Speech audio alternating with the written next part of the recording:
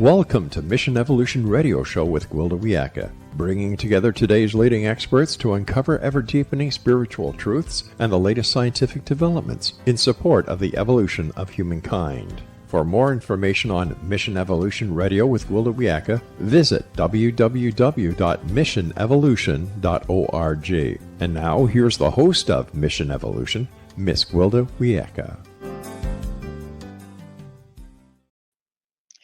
When considering hormonal imbalance, menopause in women is frequently the first thing that comes to mind, with its characteristic symptoms like hot flashes and mood swings.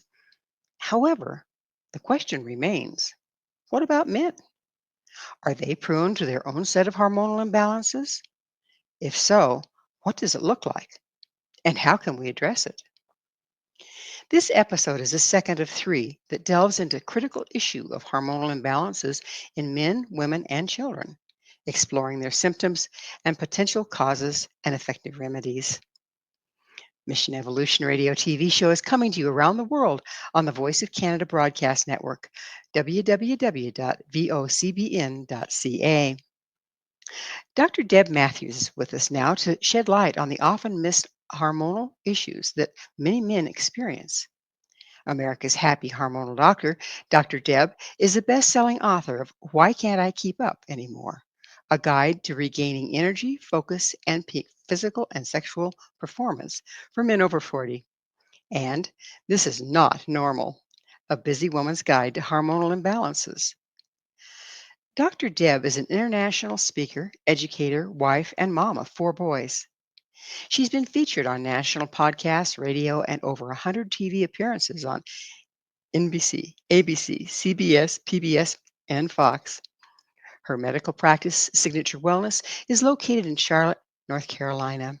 Her website, signaturewellness.org. Dr. Deb, thank you so much for joining us on the show. It's so nice to be here with you. It's such a pleasure.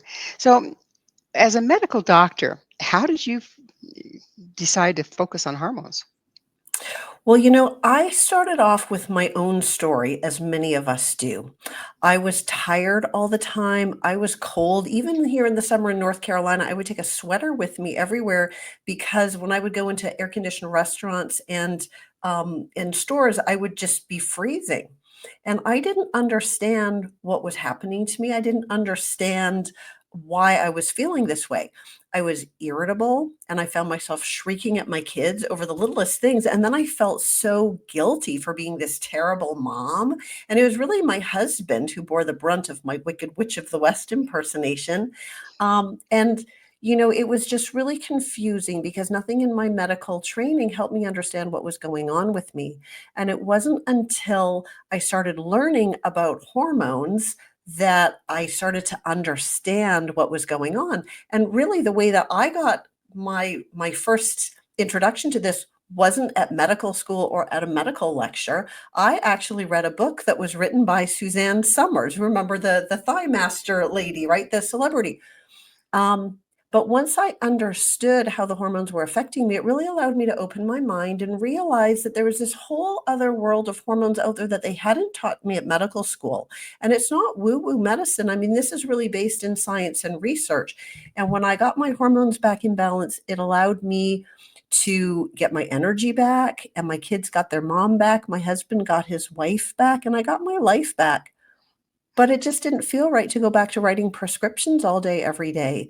And so I retired from my old job. I completely retrained. And now for almost 20 years, I've been helping men and women get their hormones back in balance so that they can really get well, often get off a lot of those prescription medicines and love the way they feel. Well, that's a wonderful thing. I mean, if you think about it, don't hormones run the whole operation, really? Yeah, they're chemical messengers and they tell our body what to do. And so if our hormones are not properly balanced, then we're not quite getting the right signals. And that can cause problems in all areas of our body, for men and for women. How about children? Children have hormones too.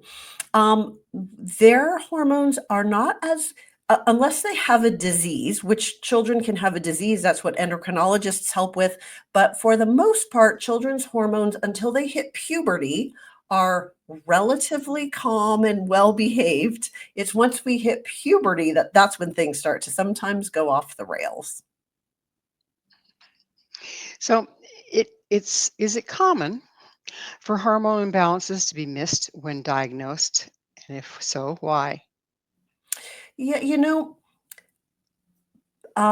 doctors are trained to treat diseases. So there are certain diseases that have to do with hormones, like diabetes, for example. Insulin is a hormone that regulates our blood sugar. Hypothyroidism. We can have tumors where your body makes way too much of a hormone and it makes you very, very sick. Those kinds of hormone issues are typically picked up eventually by our regular medical, community. But there are a lot of more subtle hormone problems that do get missed. So hypothyroidism is a really good example because there are a lot of women who have thyroid problems. Men can have thyroid problems too, but it's much more common in women. And this is something that tends to happen gradually over time. And in medicine, we don't make the diagnosis until somebody is way far gone with like significant symptoms. But this is something that can take many years in order to develop. And this was one of the things that was happening to me. I had symptoms for 10 years. I had an enlarged thyroid gland, and doctors would look at my neck when I was in medical school and tell me I needed to go get my thyroid tested. But when I went and got my blood work done, I was told that my labs were normal. So I had symptoms for 10 years before it finally was bad enough in order to make the diagnosis. Menopause is another one where a lot of women will have all kinds of symptoms that get missed. Things like heart palpitations, anxiety, depression, insomnia, weight gain. And when we go to the doctor to complain that we don't feel well, we end up with sleeping pills and antidepressants. And, whatever the symptom is, we've got a pill for that. But if the real problem is our hormones, we're not solving the right problem. And maybe an even bigger challenge is perimenopause, which is the 10 to 15 years before we go through menopause. Because if you're in your late 30s or your early 40s, generally nobody's thinking about menopause yet, but our hormones are already starting to shift. And so women sometimes don't feel well, and they've got a whole list of symptoms, but it's not generally well recognized when they go see their doctor. And so a lot of times that one's missed.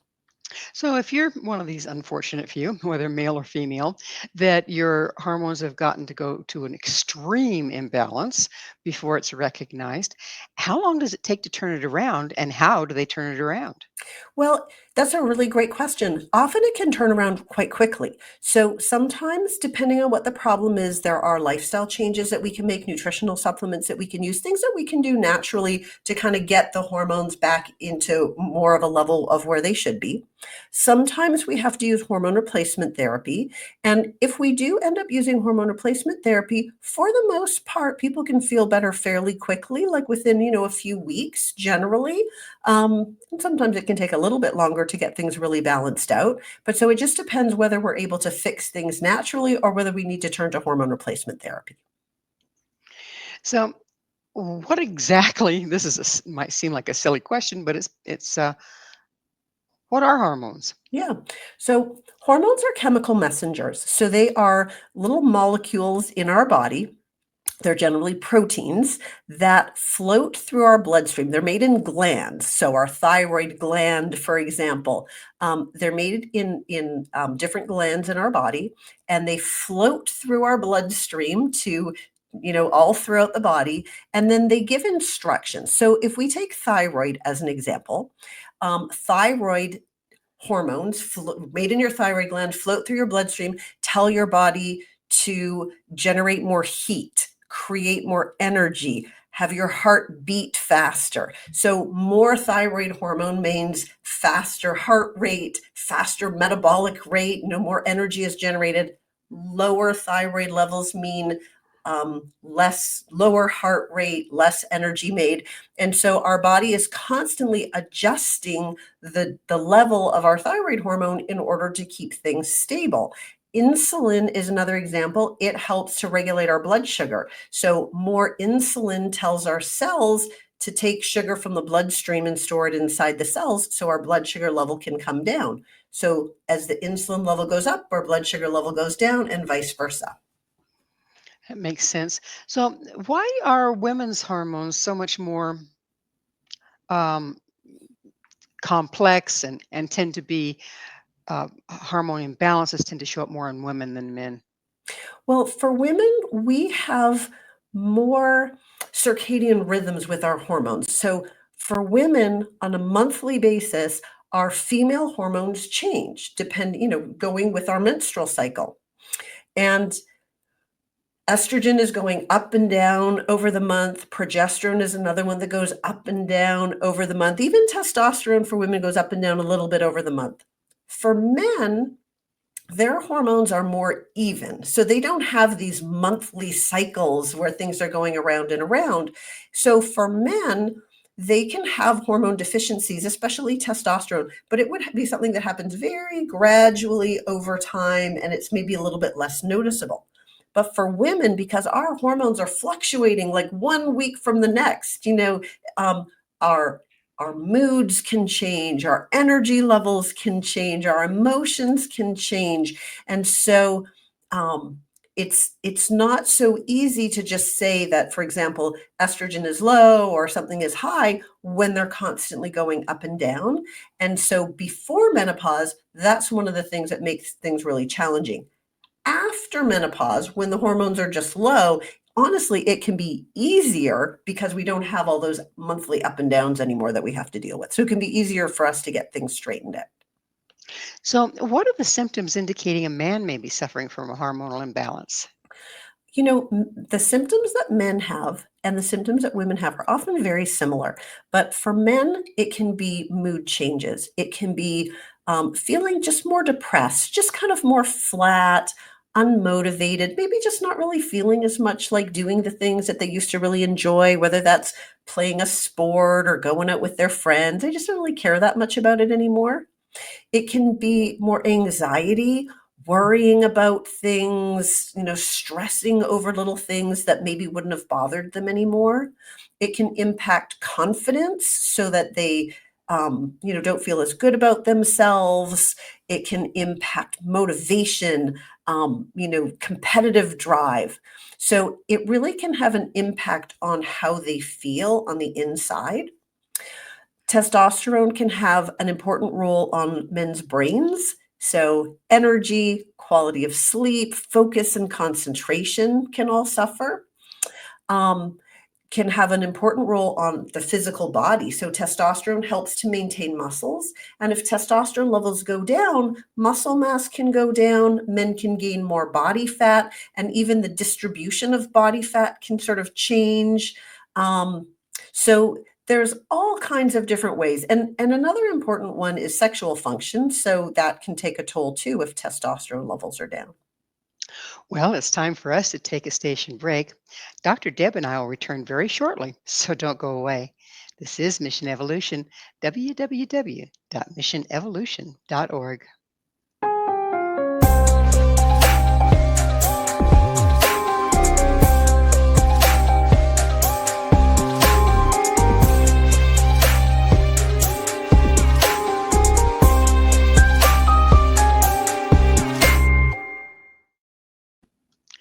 What causes men to have hormonal imbalances? With us this That's hour discussing the role of hormones in men is Dr. Deb Matthew. Dr. Deb is the author of It's Not Normal, A Busy Woman's Guide to Hormonal Imbalances, and Why Can't I Keep Up Anymore? A guide to regaining energy, focus, and peak physical and sexual performance for men over 40. Dr. Deb, that is the question. Why do men develop hormonal imbalances? one of the most obvious causes for men is age. As men get older, their testosterone levels start to decline over time. And so even men in their 40s can start to have lower testosterone levels, but commonly by the time men are in their 50s, and especially by the time they're in their 60s, testosterone levels can have significantly declined to the point where they can really feel a difference. But there are more reasons than just age, and this is why we're seeing low testosterone in younger and younger men. Another common reason for low hormones in men is stress. Cortisol is our main stress hormone, and cortisol goes up when we're under chronic stress, and cortisol shuts down testosterone. So when we have high cortisol, we can tend to get low testosterone. Another common reason for testosterone levels to go down is diabetes.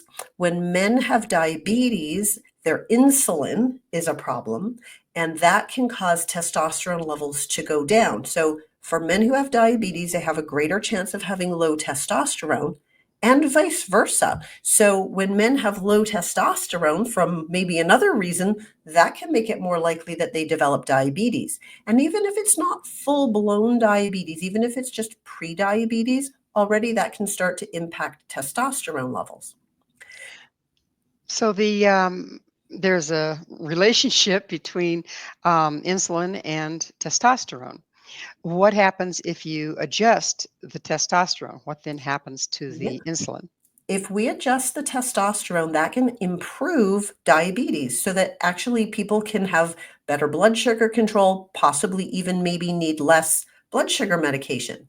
And the flip side is true too. If men can do a really good job of managing their diabetes, eating well, losing weight, following all the lifestyle recommendations, that can actually allow their testosterone level to come up a little bit naturally. So if we do men suffer their own form of menopause? Yes, so andropause is what we call it. And this is when the testosterone levels go down. And the main difference between men and women is that for women, menopause really smacks us in the face for a lot of women. Like our hormone levels come along and then they start to become erratic in perimenopause and then they crash and burn when we hit menopause. For men, though, because it's a much slower, gradual decline, it just tends to creep up on them. And they don't really notice that something's changed because it's happened so slowly. And what I hear men say a lot is, well, I'm not 18 anymore. I don't have as much energy, or I feel more achy, or, I don't feel as much like doing those things anymore. But I think it's just my age. That's what I hear from men all the time. I think it's just my age. But it doesn't necessarily have to be your age. It could be your testosterone. So does testosterone relate in some way to heart disease? Great question. For men, low testosterone is a risk factor for a lot of chronic diseases, including heart disease. So for men who have low testosterone, they have a greater risk of having diabetes, of having heart disease, dementia, arthritis, all sorts of osteoporosis and hip fractures. So all sorts of chronic diseases, the chance of those things go up when men are low in testosterone. And we know that men who have lower testosterone levels don't live as long as men who have higher testosterone levels. So we call this all-cause mortality. Death from any reason is actually higher in men with low testosterone. So the medical test, you said that it doesn't usually show up until you're way out there. Is that the same with testosterone? Well, a little bit, because it's how we interpret the test. So the typical way that we measure testosterone for men is we do a blood test. And the starting off test is called a total testosterone. And what doctors are trained to do is we go by what the lab says is the normal range. And so the lab has a set range. They've got, their numbers, and they've got their goalposts. This is the low of the range and this is the high end of the range. And so if your number lands somewhere in that range, you are told that you're normal. But the reality is that for all men, they're unique, and different men feel different at different levels of testosterone. So When men are down in the lower half of the normal range of testosterone, it's not uncommon for some men to have a lot of symptoms. So let's just, and the other thing I want to say is every lab sets their own normal range. So a man could go and have his testosterone level done, and his level could, at one lab could be considered normal, and the very same number at a different lab could be considered low. So the goalpost, the normal range is man-made. Somebody decided this is where we're going to put the stake in the ground and call it normal, but that doesn't mean that it's optimal, and that doesn't mean that everybody feels their best. So it's not uncommon for men who have testosterone levels in the lower end of the normal range to be told that they're normal, even though they have a lot of symptoms of low testosterone, and they might feel better. If we boosted up their testosterone a little higher in the normal range, they might have less risk for some of those chronic diseases that we talked about. Their blood sugar metabolism might be better if they're, pre-diabetic or somewhere in, if they have diabetes. So there's a lot of benefits to testosterone. And most doctors make men wait until they're way below, down far below the normal range before they'll offer treatment. And I feel like we're not always doing the best service to men if we make them wait till it's that bad. Well, by then, their self-esteem may have suffered. A lot of their relationships may have suffered. They're kind of flatlining, and all the people they used to do Yeah. active things with, or they kind of fall off the wayside. I can see how that would really be devastating. So you're saying, Dr. Deb, that the blood test doesn't necessarily tell you a whole bunch that You you know, can rely on. So how are there other factors that we can kind of put into the pot when deciding where a person needs to be as an individual? yeah. Well, first of all, there are more blood tests that we can look at than just the total testosterone level. Some of the other blood tests are available. One is called a free testosterone, and this is the portion of the testosterone. So there's the total amount, but this is just the piece of it, the portion of it that is active and available to be used, because most of it is bound to carrier proteins. Most of it is inactivated. So if a man has more of these carrier proteins that are inactivating a lot of their testosterone, for whatever number of testosterone they have, the part that they can feel will be very small. If they don't have very many of these binding proteins, their number of total testosterone might not be that high, but they've still got a significant amount that they can feel. So we need to know more than just the total amount. We need to know how much is the active amount, which is the part that they feel. There's also a hormone that comes from our pituitary gland in the brain called luteinizing hormone, or LH for short. And this is a hormone that tells the body to make more testosterone. So for some men, their brain is stressed from chronic stress and inflammation. It's not making that messaging hormone to tell the body to make more testosterone. So it's not that they can't make testosterone, they're just not getting the message. And there are different ways that we can address that so that they can make more testosterone. On the other hand, if their body is not able to make testosterone, that hormone goes very high because their brain is shouting, please send me more testosterone. So it can determine how to approach the problem.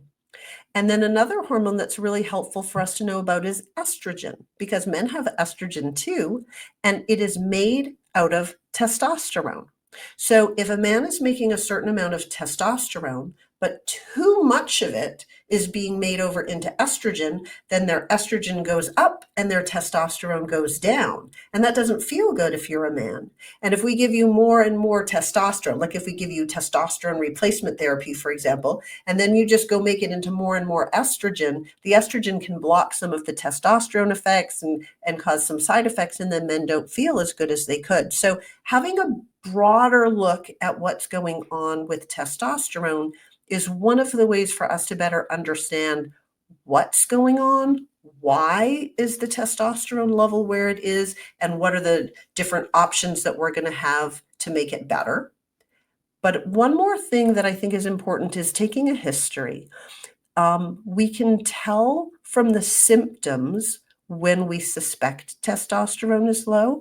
And there's a quiz that we can use, a questionnaire that's been studied scientifically and validated so that we know that it really holds weight. And it's called the ADAM questionnaire, ADAM, ADAM questionnaire, and androgen deficiency of the adult male. Androgen is what we call testosterone.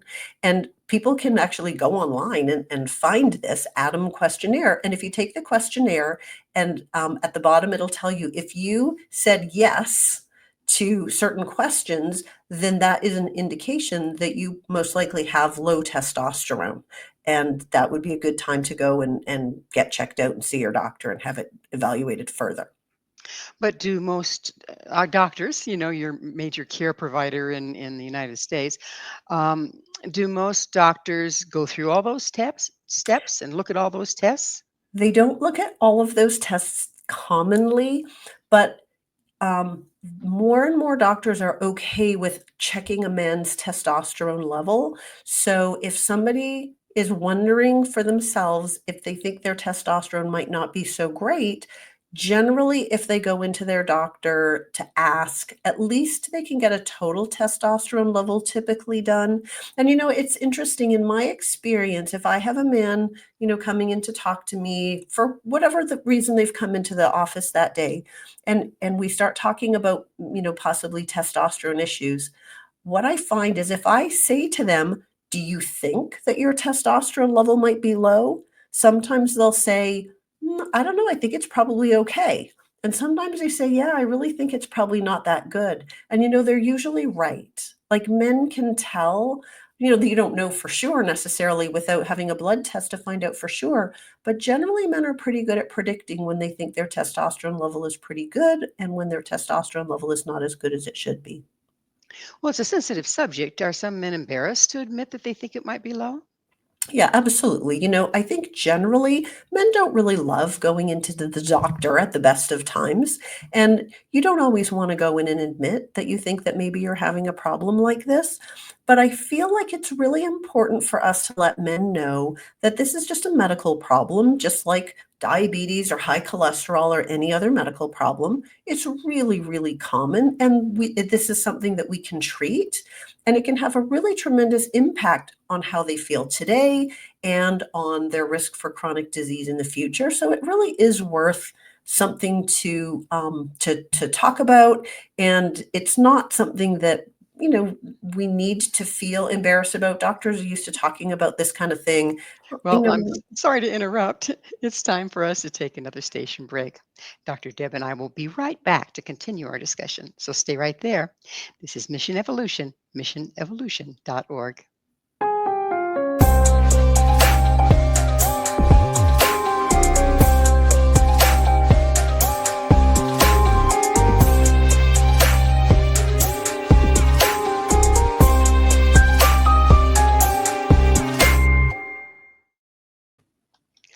Are hormonal imbalances messing with your mojo? This is Mission Evolution, missionevolution.org. With us discussing the link between hormones and emotions is Deb Matthew. Her website, signaturewellness.org. Deb, we touched in a little bit on how low testosterone can have very similar, symptoms as what women experience. What are some of the things that men experience that are novel to them? Well, for men, erectile function is something that is can be tied to low testosterone. This is not the only cause for men to have this kind of problem. So testosterone doesn't always fix the problem, but it is something that can contribute. And for women, we would have things like vaginal dryness. So still kind of similar. But there really are a lot of things that are the same, and there's not a lot that are different. Men are less likely to have hot flashes than women. But otherwise, the low testosterone symptoms are very similar. The energy, the mood, the changes in our physical body, the changes in our metabolism, the risks for chronic disease are all very similar for men and for women. So Is it common for men that are misdiagnosed, okay, that don't recognize there's a hormonal imbalance going on, seen as having anger issues or depression and be treated for those instead? Yeah, you've probably heard of the saying like grumpy old men, and that comes from when men are low in testosterone. They sometimes don't feel so good. They're kind of irritable. And so sometimes, they're not always on their best behavior. And testosterone plays a really big role in how men feel and in how they behave. Interestingly, there was a study that was done that looked at male stock traders, and they drew their blood first thing in the morning, and then they just watched them when they were on the stock trading floor. And they found that the men who had the highest testosterone levels made the riskiest trades and made the most money. So I'm not saying the higher testosterone will make you more money, but it affected their behavior. There are studies that show that if men are cheering for a sports team and their team wins, their testosterone level goes up. And if their team loses, their testosterone level goes down, just a little bit. But there are studies that show that when men have higher testosterone levels, it makes them more interested in status things like expensive cars or expensive watches, for example. So testosterone is very interestingly tied to how men behave. And so if they're low in testosterone, sometimes it's harder to cope with stress. They feel more anxious. They don't feel as good about themselves, and they can be more prone to things like anger issues, etc. When we give men testosterone replacement therapy or help them get their testosterone levels up again, that should help to make things better. One example of when this doesn't work out so well, though, is there are some men that take really big doses of testosterone, like men that are using the illegal forms of testosterone or illicit forms. They're taking very, very high doses, to try to get big muscles. So very high doses of testosterone can cause men to feel very angry and potentially have more outbursts. And so with testosterone within the realm of the normal range, we shouldn't see that kind of thing. So, what happens if we have, or does it exist if they naturally or unnaturally will have way too high testosterone? Yeah, um, some men do have higher testosterone levels than other. There's not really any like disease process or anything bad that happens if testosterone levels are naturally a little higher than somebody else's. So we don't really see that as a problem. But somebody who naturally has higher testosterone levels may be somebody who is more competitive. It might be somebody who's more likely to choose to be like a trial lawyer or a race car driver, or they may naturally migrate towards things that are more competitive and require maybe more confidence and drive. But we don't really think of it as a problem. Now, we can give somebody too much testosterone and we can cause side effects, but generally speaking, even if we did that, we gave somebody too much testosterone, most men don't come back complaining like, "Ooh, you gave me way too much testosterone." Generally, they feel pretty good with it. So, the testosterone levels, um, has there been a study done? I mean, we know menopausal levels, there's women become violent. But has there been any studies done around violent crimes and testosterone levels? That's a really great question. I don't know the answer to that. There may well have been, but I can't say. I know that there's that something called roid rage, right? When the men are taking too much testosterone, and sometimes they become a little bit aggressive and violent, and that's only at really excessive levels. But do men who are low in testosterone, who maybe have lower ability to cope with stress and deal with things, are they more prone to crime and violence? And I don't know the answer to that, but that would be something really interesting to look into. Well, we know menopausal women can be, right? That's right. That's right. Watch out for the menopausal women. So, what's the most common diagnosis and treatment for misdiagnosed men with hormonal imbalances? Yeah, a lot of men get diagnosed with depression and they get put on antidepressants. And if you think about some of the common side effects for antidepressants, they are sexual dysfunction, so like low libido. which is also usually a problem when men have low testosterone. Some of the side effects of antidepressants are weight gain, which also is relatively common when men are lower in testosterone. And antidepressants help people not feel horribly depressed. They can help kind of pick you up if you're down in the pits of despair, but they don't really make you happy.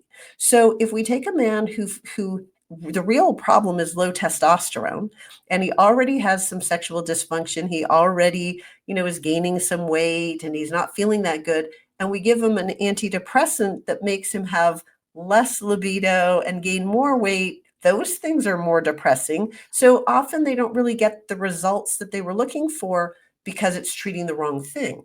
The same is true. They could be diagnosed with anxiety and they could be given anxiety medications, which depending on the type of anxiety medication, sometimes they're dependency forming, they can have side effects. Men are often given sleeping pills if they're not sleeping well. Those are some of the most common things that I see, but then a lot of men start to have trouble with their blood sugar, and so they're given medications for their blood sugar. Cholesterol can go up when testosterone goes down because these hormones that we're talking about, cortisol and testosterone and estrogen, they're all made out of cholesterol. So cholesterol is not a bad thing. It's a very important thing in our body. But if your body knows that it needs more testosterone, sometimes it makes more cholesterol, which is the building block for testosterone. But then we're just giving people cholesterol medications that lower the cholesterol more. So now we don't have enough of the building block to make testosterone. That can be a cause of low testosterone in men, especially if men have heart disease or risks for heart disease, and they're given bigger doses of cholesterol medication to make sure that their cholesterol levels go really, really low because we're worried about a heart attack. But then they don't have enough cholesterol to make testosterone, and then their testosterone levels go down, and that really even just increases the chances of heart disease. So it's an interesting balance. What a tangled web we weave, right? It seems like the going to the root cause is the only answer, right? But how do you find it?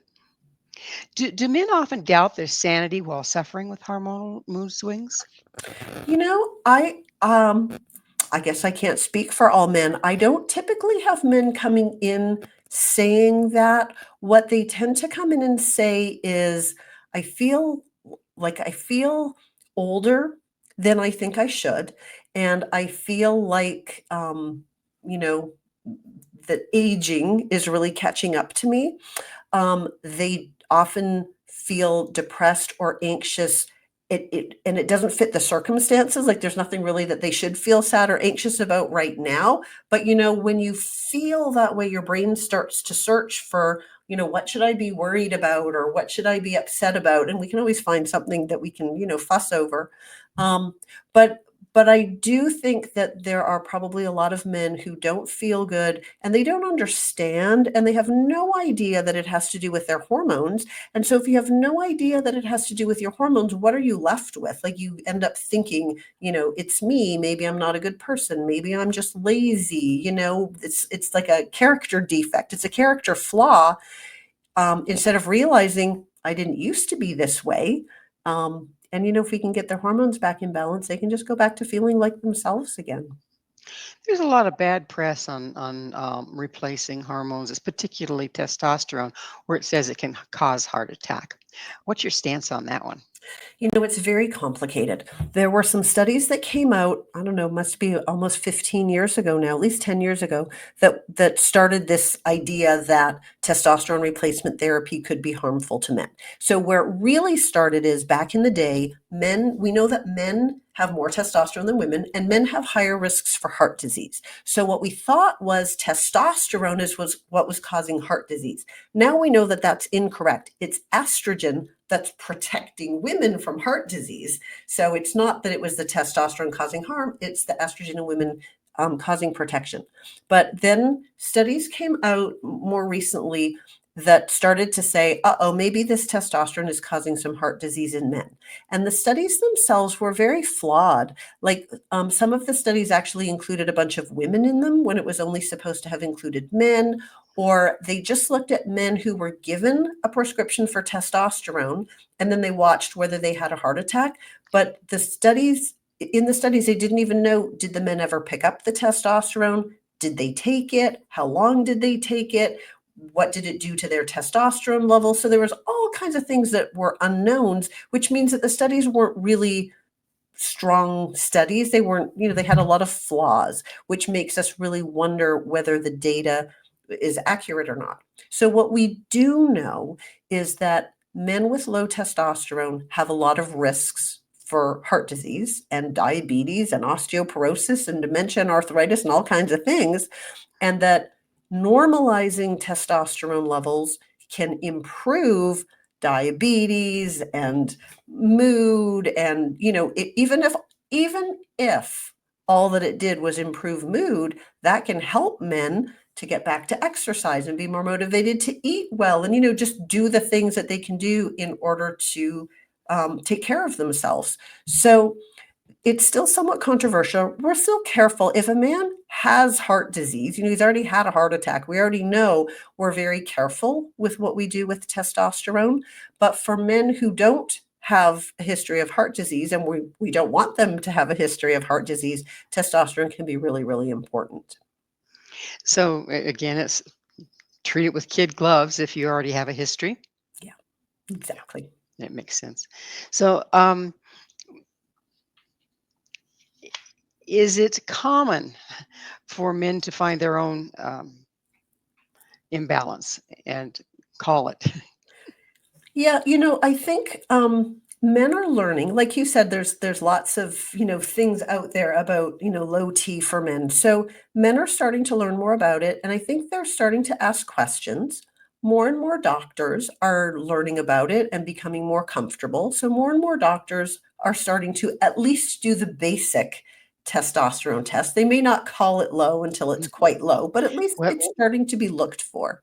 it's that time to take another station break. Please stay with us as Dr. Deb and I continue to explore the hidden symptoms of hormonal imbalances. This is Mission Evolution, missionevolution.org.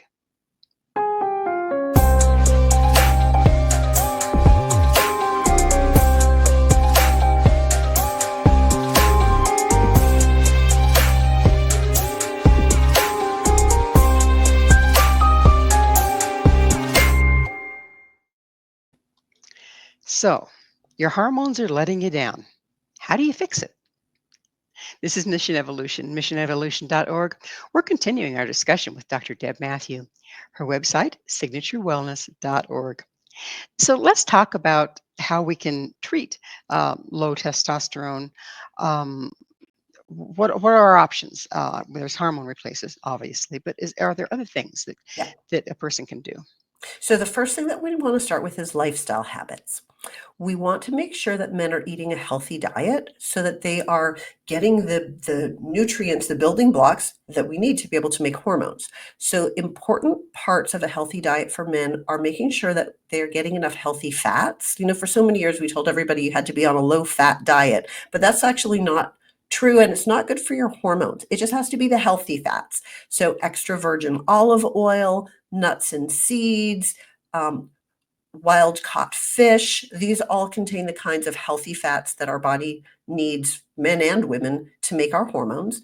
Men need to make sure that they're getting enough protein in their diet, and lots of green leafy vegetables have some special nutrients in them that help our body process hormones in a healthier way.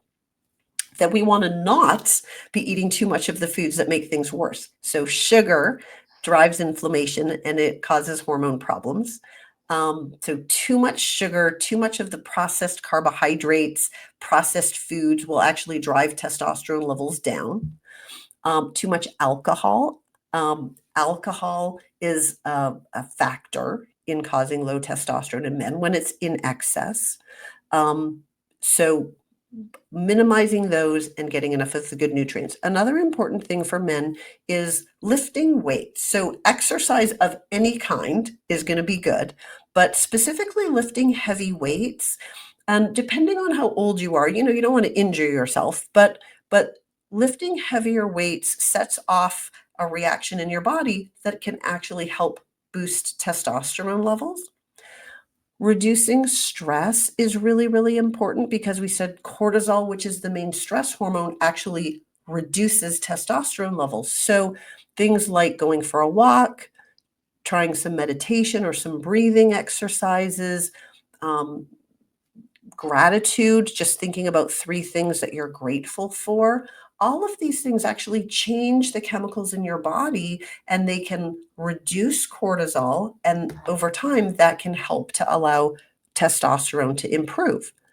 And one more, I guess we'll call it a lifestyle thing that is really important for men is trying to avoid environmental chemicals. We are all exposed to plastics and pesticides and all kinds of chemicals in the environment. A lot of these are hormone disruptors, which means they mess up how our hormones work. And one of the things that they do is they can lower testosterone. So, antibacterial soap had an ingredient in it called triclosan, and they've taken it out now because triclosan lowered testosterone levels. Another one that we're worried about is called atrazine, and it's an herbicide. So people spray it on their plants and things in order to kill the weeds. But then it runs into the rivers and the streams, and it actually can turn boy frogs into girl frogs. Now, what exactly does it do to male humans? We don't know because it's not like anybody's signing up for that study, right? To volunteer to take in a whole bunch of atrazine and see what happens. We know that it suppresses testosterone, but nobody's purposefully ingesting atrazine, but it's in our soil, it's in our environment, and it is getting into men's bodies. Bisphenol A, BPA, it's a chemical in plastic. So a lot of plastic bottles now will say BPA free. So avoiding plastics, avoiding fragrances. Some of those like men's body sprays and stuff, they have all those fragrances in them. Those fragrances are chemicals that aren't good for hormones. So doing our best to try to go for sort of greener versions of things and minimizing chemicals actually is important in order to have healthy hormones. Well, you mentioned meditation, and stress is something that we can have maybe some control over, but probably not a whole bunch. If you're to take up, say, a meditation practice, how long does the effects of the meditation help with the stress, and how frequently does a person need to do it?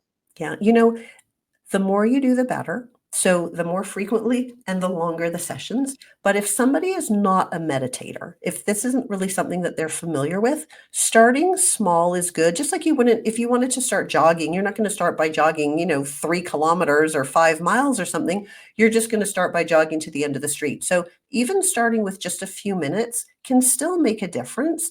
But ideally, it would be lovely to do something like 10 minutes a day to really get long-lasting benefits. Longer is even better, though. But if you do it just once a day, that can take care of a fair amount of stress that you are exposed to during the day. Absolutely. That seems like a cheap fix. So, how important is organic? Yeah, organic is important because pesticides get sprayed on foods. And it's one thing you can wash your food, but the pesticides get into the soil and they get absorbed. So they're in the plant. Like you can't wash all of it off. And a lot of those pesticides have far reaching um, effects on our body. They kill off some of the good bacteria that lives in our digestive tract. They can affect our hormone levels. So trying to buy organic when possible is helpful. It's not always available. It's more important to eat fruits and vegetables at all, then, if you can't get them organic.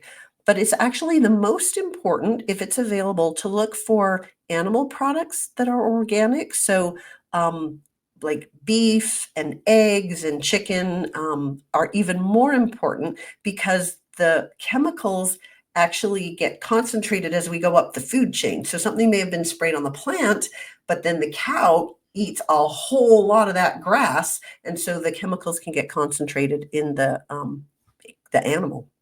Well, I've heard it's not what you eat, but what you ate. Exactly. How about flora and fauna in the gut? Where does that play in here? Does it have any effect on Yeah, testosterone that's a levels? Um, the bacteria that's in our gut play a big role in so much. Like we had no idea when I went to medical school how important it is. If we're specifically talking about hormones, the bacteria in our gut actually help us to excrete hormones, especially estrogen. And men take their testosterone, they make it into estrogen, and then it has to get excreted, and it's filtered from our bloodstream by our liver, dumped into our gut, and then it gets passed out through our colon. And the bacteria that live there actually help to control whether it goes out of our body or whether we reabsorb some of the hormones into our bloodstream. So having a healthy gut bacteria, a healthy gut microbiome is actually important for hormone balance. So, are there any nutritional supplements that can help? There are a lot of supplements that men have used over, the years to try to help naturally boost testosterone levels. Um, One of them is called Tribulus. There's one called horny goat weed. Um, they can help to some degree. Depending on how low a man's testosterone is, the supplements may not be enough to really get him to a place where he feels better. So if it's just a little tiny bit low, it might help. If it's quite low, it might not be enough. Zinc can be helpful for men. That's important in testosterone balance. Um, Another hormone that can sometimes help men is called saw palmetto. It helps us process testosterone. So there are some supplements. I generally don't tell men to just kind of head on down to the health food store and start shopping off the shelf. I think it's better to work with somebody that's going to help guide you and know your medical history and what your symptoms are to make sure that you're taking things that are going to help, not waste your money, not cause any problems, and give you the best results. Yeah, all supplements are not created equally. We found that out, right? When you come to the point that you think, how do you come to the point when you think, we need to go look at hormonal replacement? Yeah, depending on how badly somebody's feeling and how much they've already tried with their diet and lifestyle habits, at some point, adding the testosterone replacement therapy really can make a big difference. And, sometimes it's hard to do all the things that you're supposed to do, all the walking and eating your healthy foods and exercising and meditating when you just don't feel good and you don't have the motivation to do it. So, adding in testosterone replacement therapy can really transform men's lives. And just like supplements, there's different ways of doing it. There are gels and injections and pellets and creams and all sorts of different ways. Some are covered by health insurance, sometimes not covered by health insurance. And then the most important thing, though, is it's not so simple that all you just need is a prescription, because the prescription is the starting point. You want to put the hormones in the healthiest body possible. So you still should be doing all the healthy things. And then we want to be monitoring your hormone levels and your symptoms and how you're feeling in order to fine tune and adjust the dose and make sure that we're getting it right. And this is where even doctors who are okay with checking a level and okay with writing a prescription don't always have the fine tuning, the art of medicine to really be able to adjust the doses so that men get the best results. And this is where I find that sometimes men are frustrated. They didn't feel that great. They tried some testosterone gel or something like that, and they didn't really feel much difference. And sometimes it's because the dose that they were given took them from a very low level to a mediocre level. But if they could have gotten to a better level, they could have felt so much better. But because it took them from below the range to back into the range, their doctor thought they were normal, even though they were still at the bottom end of the range. So if for men out there, if they're thinking about trying testosterone, it's okay. Like, go see your doctor, have a conversation about it. Don't be embarrassed about it. It can make you feel a lot better. It's worth it. But if you don't get the results that you were hoping for, don't give up, because it just may mean that there needs to be some fine tuning to really get you to the right place. Well, Deb, we're about out of time, so it is my time to ask you, Dr. Deb, what's your mission? I want for people to know that our health is up to us. We can't wait for our doctor to write a prescription to fix us. And so that's a good message that we all have some degree of control over our own health. And I believe that living well is the best medicine. Very well stated. Once again, it's absolutely wonderful having you on. I look forward to our next time in this series, but unfortunately, we are out of time. Dr. Deb, thank you so much for joining us again on Mission Evolution. Thank you for having me. Our guest this hour has been Dr. Deb Matthew, America's Happy Hormones Doctor. Dr. Deb is the best-selling author of This Is Not Normal, A Busy Woman's Guide to Hormonal Imbalances, and Why Can't I Keep Up Anymore? A guide to regaining energy, focus, and peak physical and sexual performance for men over 40. To find out more about Dr. Deb, where you can find her books and all she has to offer, visit her website, signaturewellness.org. This has been Mission Evolution with Gwilda Wiyaka. For more information or to enjoy past archived episodes, visit us at www.missionevolution.org. But please be sure to join us again right here on the Voice of Canada Broadcast Network, www.vocbn.ca, where this mission will continue, bringing information, resources, and support to a rapidly evolving world.